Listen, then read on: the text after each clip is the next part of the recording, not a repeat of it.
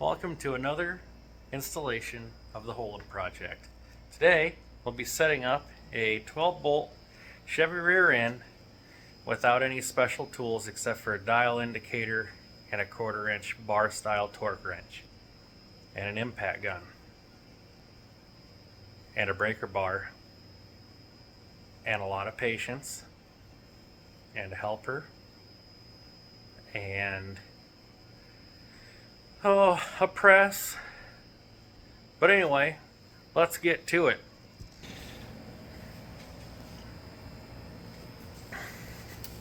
Okay, so here we are. We're about 3 days into this process, probably about 6 hours. And I wanted to take a moment to discuss pinion depth, rotational pinion torque, the crush sleeve that's on the, the solid sleeve that's in here with spacers, and the shimming underneath this pinion. And let me tell you, if you don't have patience, this isn't the job for you. Spend your money, go have someone set it up for you professionally.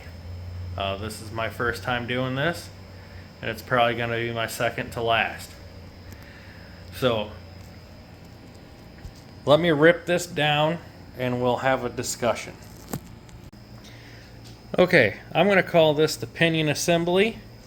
It involves the yoke, this special plate for a breaker bar, so your partner can hold on to this while you torque this nut down. I'm going to remove this for explanation. You got your front bearing. You got your shim stack right here. Can you see them move around? I don't want to lose them. There's the shim stack. This is a solid spacer here. You can use a crush sleeve, but you'll need an even bigger partner and an even bigger breaker bar. So now we're going to the inside of the rear differential. This is the pinion side. Think of it as this part sticks out and this part goes in. So you've got your bigger tapered bearing here, another shim stack, and then your pinion. First things first, what you're going to want to do is you're going to want to set that shim stack, and you're going to measure from the center line of your axle down here. Earlier in the video, I showed how we took a measurement from the outside, the face of the rear end housing, to the bearing, divided the bearing in half, and then measured from the face to the pinion and did subtraction. Okay, so that's what I'm going to go with. 4 inches, 550. And then we'll get our math out. Follow along here, kids. So this is our rear end housing here. And this is our bearings. And this is our pinion face. So we measured 0.275 from the back face of the housing to the top of the bearing. The bearing is 3 inches 061 in diameter. Half of that is the radius, which is what we want, so 1 inch 5305. So if you measure those two numbers, it puts you right in the center line here. And then when you measure from the face down to the pinion, all you have to do is subtract this amount. So let's add that up. This is going to be our constant value. So 1.5305 and 275, 55081. Okay? Is this going to make sense? I guess I could have explained it off of this piece of paper, but sometimes it helps when you have live action. Okay, so we came up with a value of 4 inches 550, 4 inches 551, and that was from our housing down to the pinion, the new pinion with the 28,000 shim on it. So 4 inches 550 minus 1.805 and a half, we come up with 2 inches 754 and a half.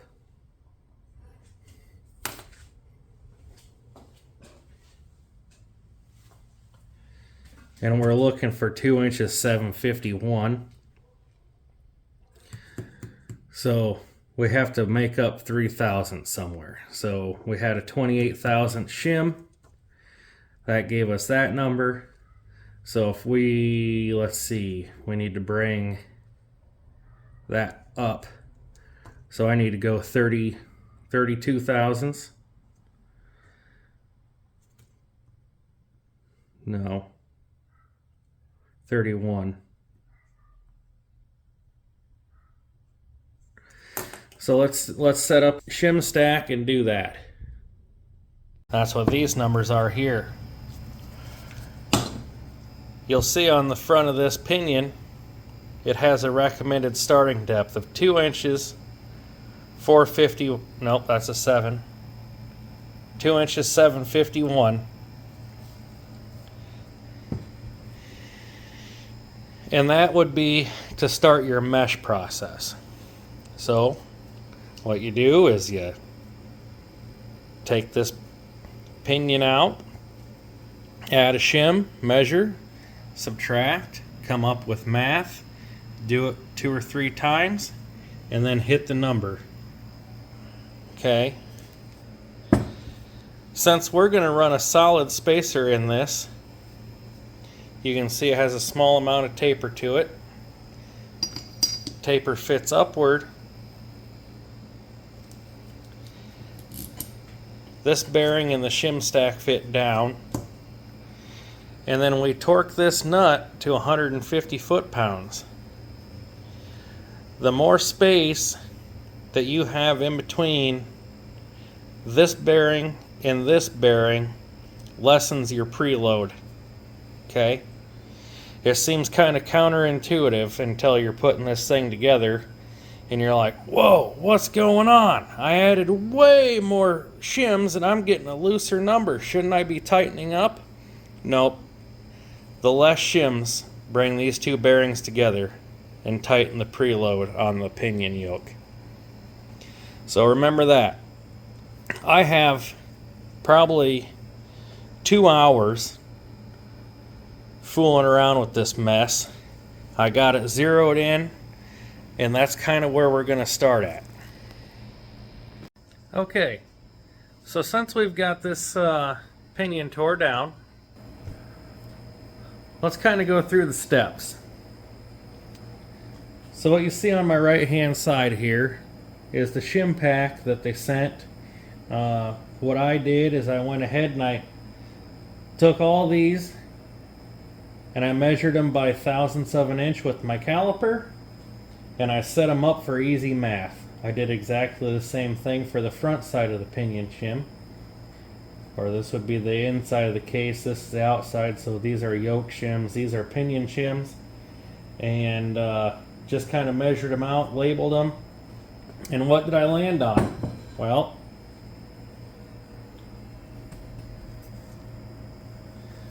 I landed on 37 thousandths on the pinion shim and 27 thousandths on the yoke shim. And I landed on 27 thousandths on the yoke shim using this solid spacer. Okay? Now, don't be fooled. There's a lot of fooling around going on here. Take it apart, put it back together, take a look at it. The best way to do that is to use your old bearings and kind of hog out the ID here with a carbide burr, and then you can take them on and off easily. We've got it all set up with what we're going to use for rotational force, on the pinion. So we're going to put the 27 thousandths shim on. I'll put the 37 thousandths shim here, and we'll put the new bearings on.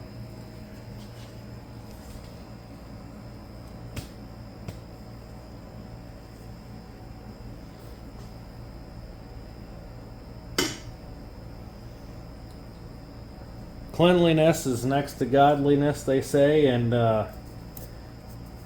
well, you can see I got a mess here, but my shims are all nice and clean. You don't want, you know, your readings thrown off because you got dirt or something in between. That would make for a bad day. So we've got our shim stack here. We're going to put our new bearing on. Like I said before, you can heat this bearing up if you'd like.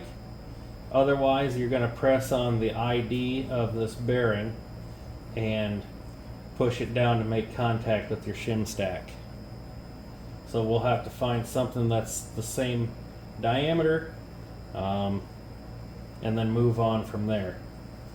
You could probably use this guy like that, you know, because that kind of goes there already. And you might be able to find another spacer, like, I don't know, this might be too big. Yeah, a little bit. But we can dig around in the garage and find something to fit over there, or just put shut down.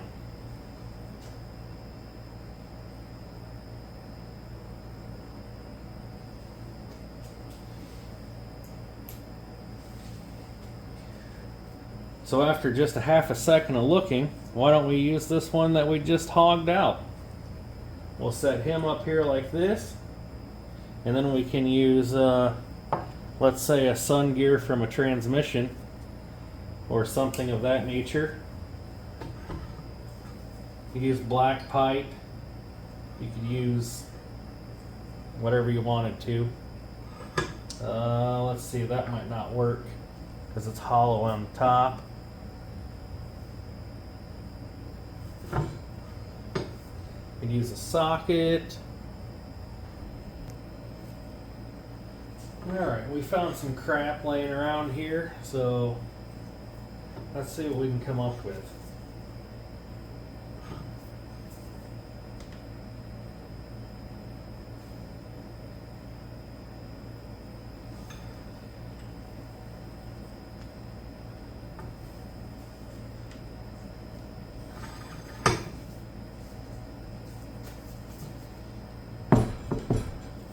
Okay. We'll call that like step 1 or something.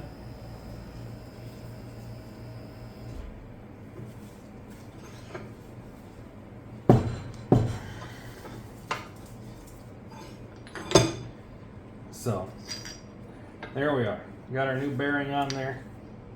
Looks nice. It's tight.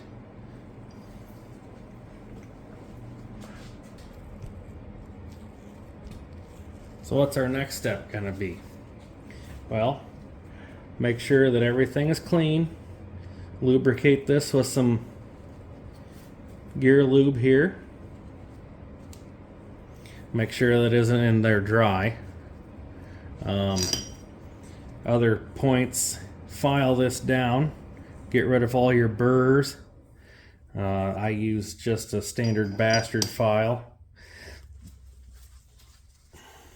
Lubricate your threads. Lubricate the back side of the nut for this, for when you torque it down, then you get a true torque reading. And I think we're ready to go ahead and set this thing in there. So let's do that.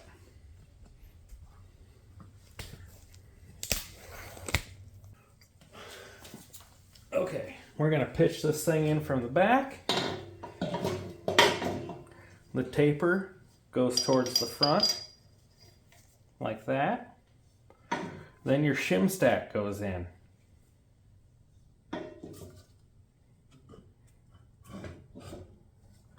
Let gravity be your guide there. Okay, so we've got our 27 thousandths of shims. We'll slide that up there until it meets that solid bushing. solid spacer.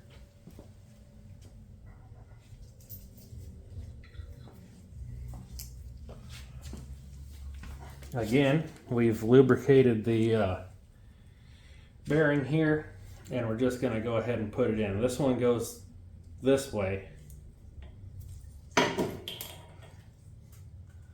and you can very likely going to have to tap that on with the hammer, perhaps, because I don't know if you're going to get enough thread engagement to draw that in with that washer. You might be able to. Let's see. You sure as hell don't want to start reefing on this thing with only 1 or 2 threads of engagement, because that's not going to work good for you at all. So tap that on there a little ways and then go ahead and get started. Okay, so with a little bit of tapping, we got this forward bearing placed where it should be. I'm going to hold off on this front seal just in case I have to change anything, which I really hope not. And then we're going to go ahead and put our nut on and washer. Remember, like I said before, lubricate underneath the washer. And we will put our breaker bar in here. I want to talk a little bit about this plate. I bought this not exactly knowing how to use it. I ended up only using 2 holes. The yoke was slightly bigger than the hole spacing here to use 2, but it seemed to work out fine just using 2 holes here. So, and I put a 3/8 bolt through the center, and then we'll zip this down until we just make tension.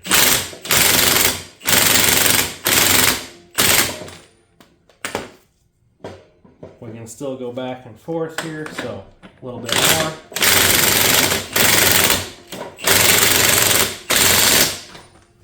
Okay, and there we are. We've reached tension.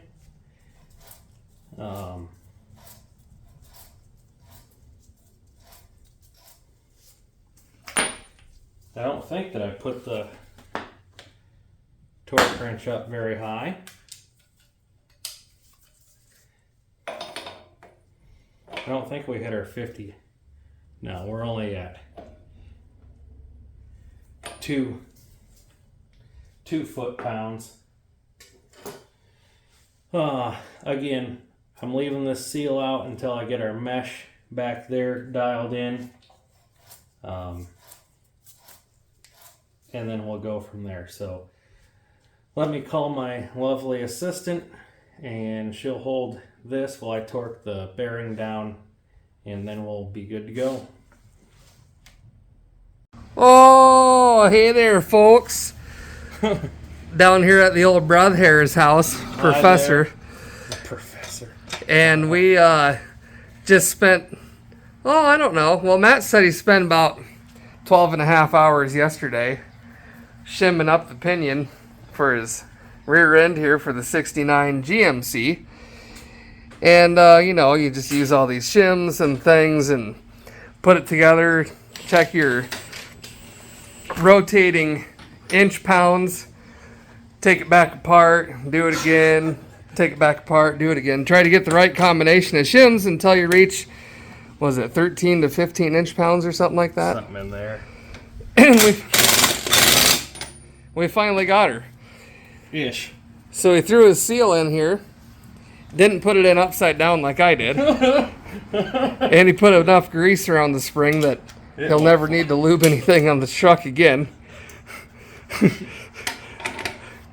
Hold the pipe. Just making some progress here. We're gonna try. I gotta grab his black pipe here and hold on to it so he can put the proper amount of foot-pounds of torque on this.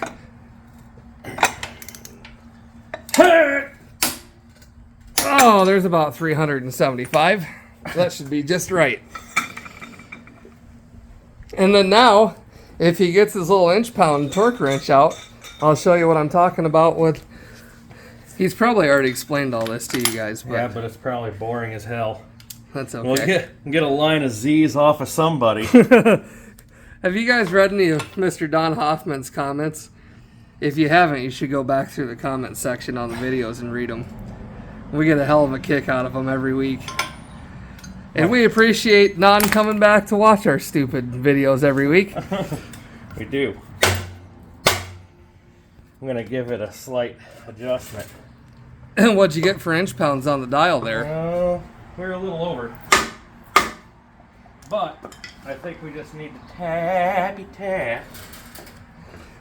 And these will wear themselves in just to tickle too and change what this number actually is. According to the guys at Quick Performance, as long as you're There's a 20 right 20, there. that's a bingo right there. 20. So we're at a 20 now, and it needs to be 13 to 15.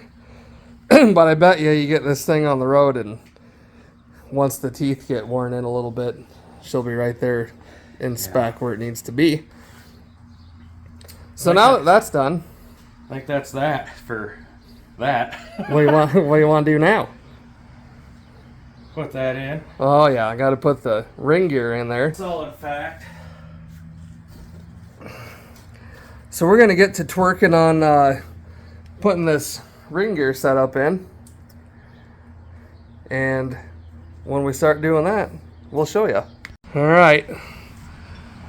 Okay, here we go. We're gonna try and set this ring and pinion in. I've got all the outside perimeter bolts tightened to 50 foot-pounds, and I put a dot next to each one so I remembered that I did it, because I can't remember past 2 sometimes. And this setup here, you got the front and the rear bearing, and then your shim packs in betwixt. Makes it kind of nice. You can kind of jostle around, and all of that. So I think I've got some lubricant on here. You don't want to call it lubricant because it possibly burns something up that way.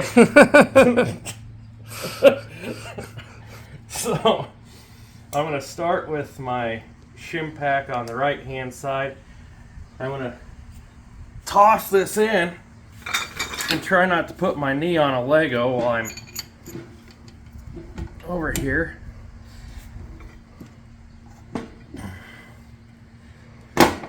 Oh yeah. There's that. And then you want to make sure that you get plenty of dirt from the garage floor on these things when you're putting these in. It'll just get ground up anyway. It's not a big deal.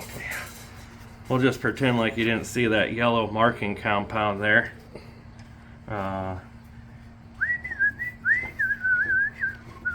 Because we got to redo that again anyhow.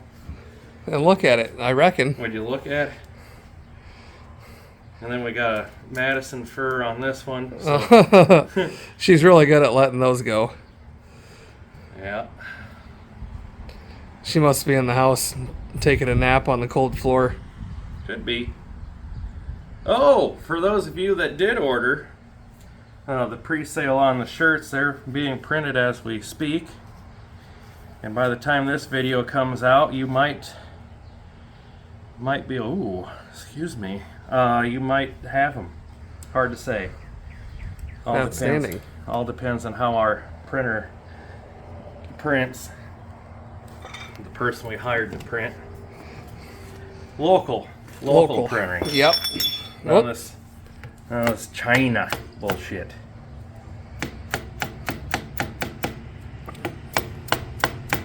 Tap this in here.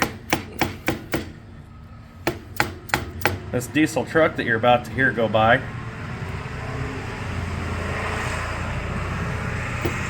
He's the owner of the murder house across the street.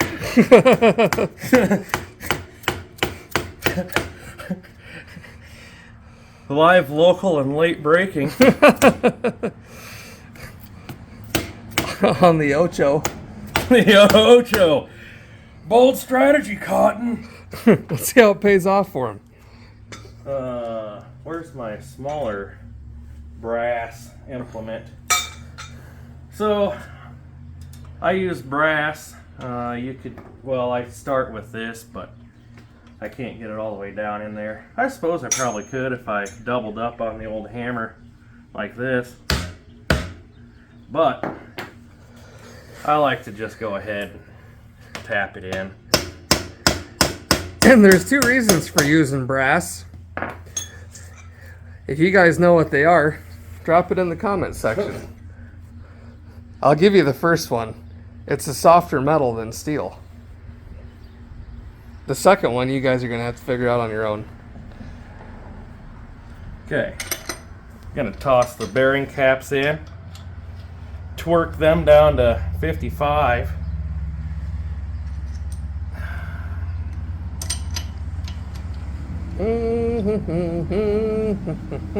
Wonder what it's like to have extra time and be able to go on a bike ride around town.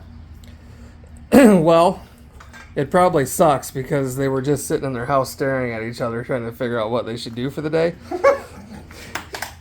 And when we wake up in the morning, we already know what we're going to do for the day, which is going to be breaking knuckles and working on something. Yeah. And then drinking beer probably at some point. Yeah. Kind of does sound good. Not during the week though. Just the weekend. Just the weekend. Don't want a habit to get out of control. All right. Oh, fuck. Got her set on 150 still? Yeah. I was just about fixing the axe. Let me back this down. Probably don't need 150 on those. No. I don't think you'd make it there before the bolt snapped. Maybe Yeah. though. Then I'd be sitting there with a welder trying to get it out. Let's use our torque wrench in reverse and make people cringe. Better send it in and get it calibrated now. Yeah. Hard pass. This is a reference torque wrench. It's somewhere around the 50 to 60 foot-pounds, maybe 40. Yeah. And then you always want to run them up dead tight to max and let them sit there for a month too. Uh-huh. That's how you keep them calibrated. There she is. Better put your paint on there. We'll show you that when we make it there. Oh, no. Oh, wait. We have to backlash. He's got more things here. Backlash.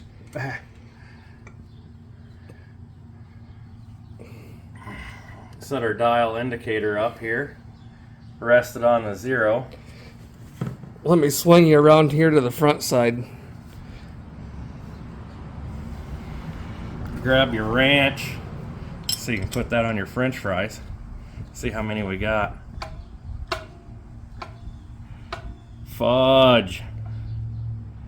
We might have to adjust our backlash. Uh-oh. Got too many of them? Or too tight. God, every time I take this thing apart, put it back together exactly the same. That's the joys of Painting with Bob Ross. with Bob Ross.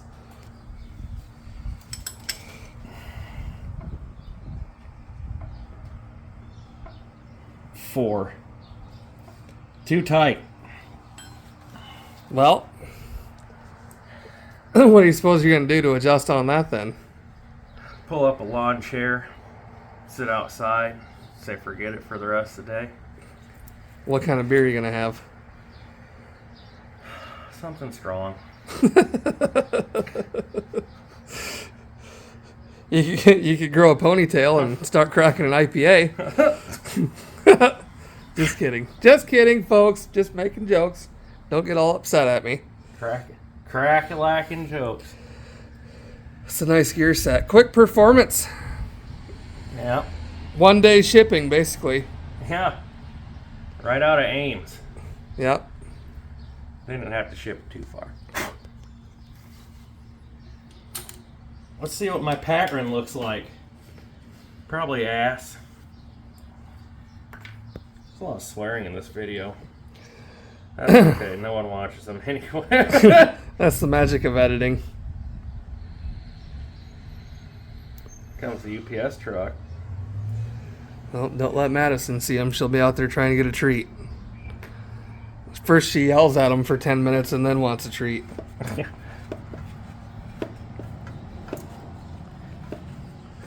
Let's paint them up. Going Bob Ross on it over here. We got our phthalo blue, crimson yellow. Did you put some liquid white down first before you started? I put it down heavy. Gotta make sure your thin paint sticks to your thick paint.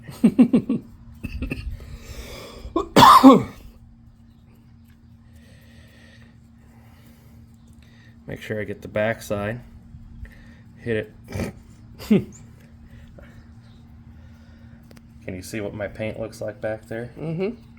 Is it covered? Yeah, good enough. Get a little dab. Little dab. Little dab. Okay, here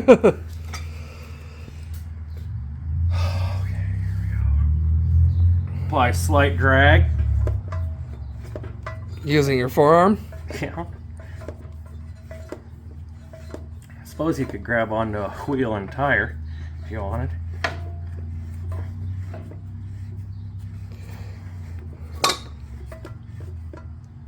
How'd we do? Well, looks like this would be our drive side. They're the inside cups. And we're in the middle. Nice oval pattern. Pad. The back side here is to the root or to the toe. And I think we can fix that with backlash. I think. I wrecked him. Damn near killed him. Alright, we'll hit you back. See you soon. Alright, so we've got her pulled back apart. Pulled our ring gear back out. And Matt's got his shim packs here.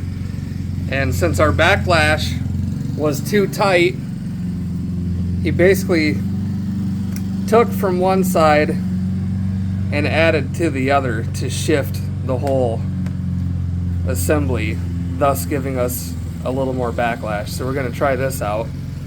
And he's got all of his numbers written down on the cardboard here so he can remember what he went to and from. That way, if it needs to be adjusted again, we can make the next adjustment only in smaller increments until we get the backlash set right.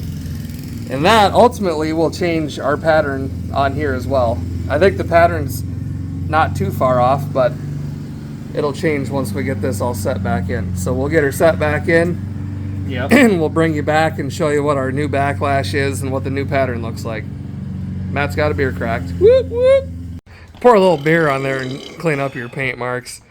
All right, so we did our shims like we said, and our backlash is at 11 thousandths right now. And the specification for it calls for... I got someone in the yard yelling at me. 12 bolt truck, 6 to 10. We're at 11. So we're going to call that good. And then we are going to repaint our gears and recheck what our pattern looks like. Put some drag on it. Round and around and around she goes. Where it stops, Matt might know. See what we come up with here. Run her one way, run her back the other. Have a little look-see.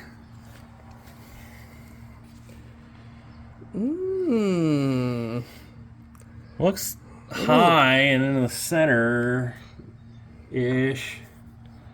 What's this other side say? Middle. I bet you we're going to have to change the pinion depth. Mother fudge. Well, let us send a couple pictures out to tech support here and have them double check it, and we'll tell you what they say. All right, well, we dropped our backlash. We were at 11 thousandths. We are down to 8.5, and we're going to recheck our pattern and keep revisiting this until we get it right. I bet you if Paul was here, he'd have this done already. But, you know, we'll struggle for another few days on it. That's why we're the hole-up project. So Matt, whoa, about fell over. Matt will twirl this thing around. Twirl. And we'll have another look-see.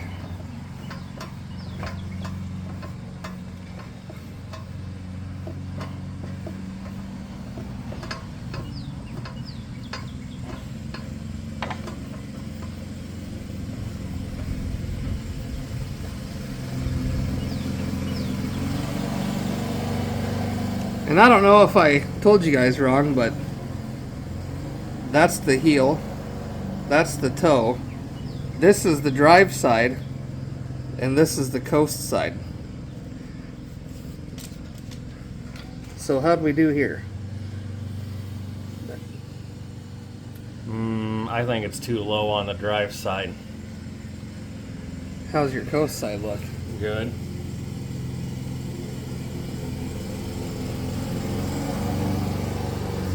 Yeah, she's a little low on the drive side here.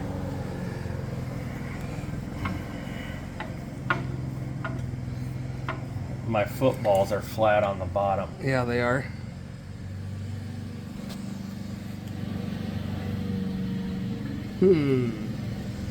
Back to the drawing board. Drawing. Yay! All right. So, about 5 hours later, not even joking, we think we've got our pattern set. We ended up having to, we couldn't get the backlash set right. Whoopsie, I'm just knocking things everywhere with my arm.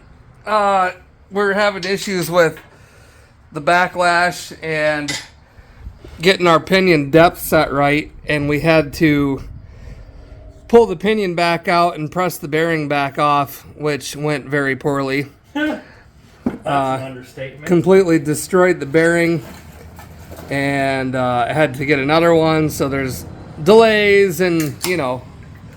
So anyway, this is where we're at. This is our coast side and our drive side. I think the depth looks pretty decent, and the heel to toe, the backlash portion, looks pretty good. What do you think? I think it's okay. I'm going to run it. It either is or it isn't. Yep, got the backlash set at 9. Rotational torque was about 18. It's gonna go. Yeah. And you guys will let us know if it's wrong anyway, so no big deal. No big deal. NBD. We'll just pull it back apart anyway, you know. Yeah. So what we're going to do now is finish putting this together, put wheels and tires on it, and slam it under the ass of the old pickup here, you know, and then Matt might be able to push this thing around, which would be kind of nice. Yeah. Wrap her up, wrap her up.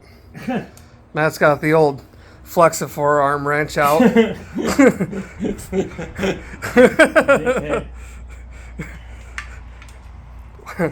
One little, two little, three little, 12 bolts.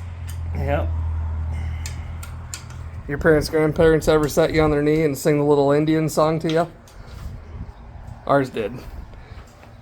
Boy, what's wrong with the camera on this thing? Has it got a big fingerprint on it? Big old greasy. Hey, look at that. How about that? That's better. Is that the proper torque spec on them? Yep. Did you guys hear it? Click. Nailed it. So, we did have our lug studs out of the old axles are a little too small for the new axles, but they're just kind of loosely sitting in there just to throw a wheel on it and be able to roll this some-bee underneath the back of the frame here. So, work fine, lasts a long time. Yep. I'm beat. Yep. You heard. Got my beer sitting over there. See it? Mm-hmm. Tastes pretty good today. Haven't had very many. Sweat out everything that we've had for a drink. Mm-hmm. But anyway, we're going to keep chugging along. Chug-a-lug, chug-a-lug. Mm-hmm. There she is. We would have recorded that, but I couldn't find the stand, and Matt didn't know where it was, and we said, screw it. And it was heavy, and we about fell down 6 times. But there it is. In her new home. Ready to rock and or roll. Yeah, buddy. It's in. I think that's where we're going to call it quits for the day. Are you going to finish the video here, or do you want to keep rolling on this video? Oh, that's done. Done? And cut. Cut, like the, what commercials are those? Liberty Bibberty. Liberty Bibberty. All right, well. We're going to do a... I can't see where I'm recording. Hold on here. Hey! It's going to be a tool roundup time. And guess what? Just because you have one doesn't mean you need to be one. And also, don't forget, time is a man's biggest asset. That's why we're here. And we'll waste it for you. We'll see you guys in the next one.